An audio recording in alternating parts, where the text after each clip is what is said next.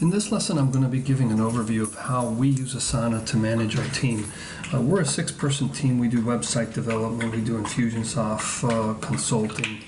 That's our space, but the lessons that I'm going to be giving here will work for just about any project-based team. So the way we use Asana is we have tasks. This right here is the view that you get for my tasks. I have it set up in my favorites so that I can see it here. So these are the things that I have on my queue for today, and then I have upcoming. You could add additional ones into here. We've chosen not to, just so that the tool doesn't become more complicated than it really needs to be.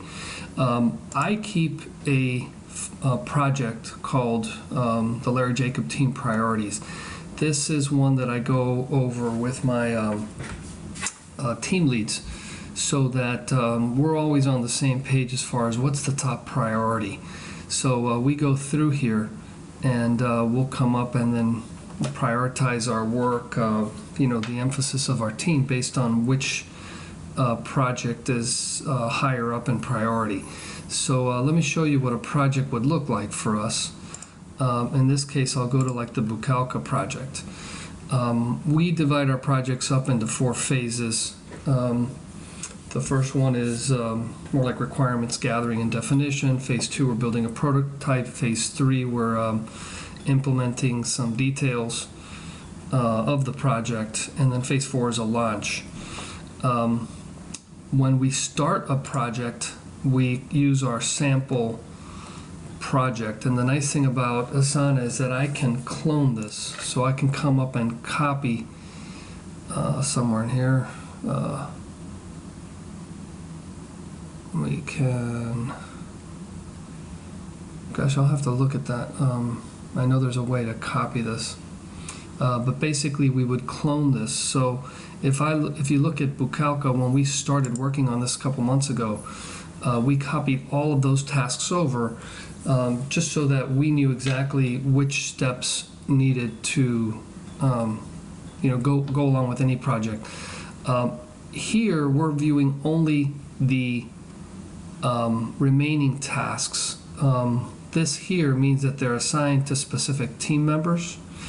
If I want to go back and look at the history, I can look at all the tasks, and this will open up showing everything up. It'll only show dark those tasks that are still left to be completed.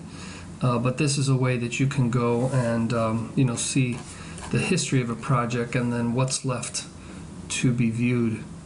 So I'll go back to incompleted. We like to kind of keep things simple on our team. We don't really use a lot of the date features, but it's very easy to come up and like take a task like this and say this task is going to be due next week, and then the date comes in here, and there are reports in here that you can use to give you visibility to that and help manage it. Each member of our team has a queue. So this is what they work on. This is just their version of this that I have in my queue. So if I look at the different team members, you can see everybody's got these things. If the task is related to a project, you'll see the project name here. So it's just a cross-reference, and then if you want to see, for example, all the details of the task related to that project, you can cross-reference it that way. So I'll go back to her queue. So this is, I can go in as the senior tech lead and review, okay, what is on the top of her queue? Does that seem right?